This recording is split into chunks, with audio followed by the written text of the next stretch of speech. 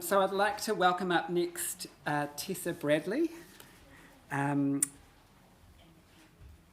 Tessa is Head of Product and Sustainability at Kowtow, a New Zealand fashion-based brand known for its commitment to ethical and sustainable practices. Tessa, over to you.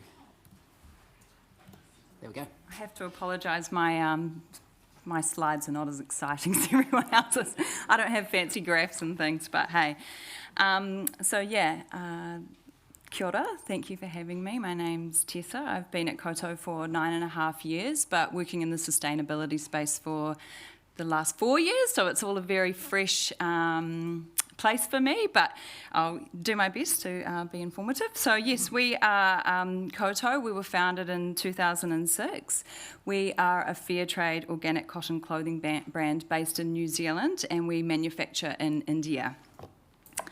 I thought I'd start with this quote, which I think really sums up the ethos of Kowtow, and that is that there are two reasons why Kowtow was born. One was to ensure fashion could be made in a humane, ethical and kind way, and the other to work with nature and not against it. At Kowtow, our biggest circular success has been designing for longevity and recovery from the inception of each of the designs. So Kowtow garments have always been made from certified 100% fair trade organic cotton, but after years of research and testing, we've managed to replace conventional trims with natural and biodegradable alternatives. So the industry norm is usually a synthetic component, so polyester threads, polyester buttons, metal zips, all things that are really hard to repair or obviously break down. So in 2024, we launched our first ever plastic-free collection and measured the volume of the trims and components we were... Oh, did I just skip two? Yep.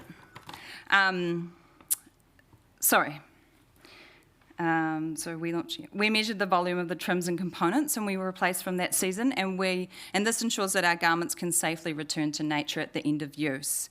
4 years ago, we launched our take-back program as a resource stream for Kowtow garments that can't be repaired and have reached the end of their usable life. As part of our sorting process, we remove any trims, either for reuse as part of our repair program or return to suppliers to recycle them into new trims. As part of our, we launched our repair program in 2018. Each garment is assessed by a customer care team and is deemed repairable and worked on by our skilled repair partners in our New Zealand workroom or with our repair partners in Australia. We provide a comprehensive care guide on our website to show customers how to carefully and mindfully care and clean their Kowtow garments to extend the life of their clothing. Kowtow Relove adds a fresh purpose to pre-loved Kowtow garments that deserve more wear, and Relove is part of the Kowtow journey to become a fully circular business. One of the best things that we can do for our planet is to keep our garments in use for longer. So we want to give our community an opportunity to pass on clothes that they no longer wear, but still have a lot of love to give. Together, these steps are closing the loop for design, use, recovery, proving that circularity starts at the design table and not at the end life. The barriers. Material innovation gaps. There's still limited technology for true fibre-to-fibre recycling of natural fibres at commercial scale, especially being based down in New Zealand.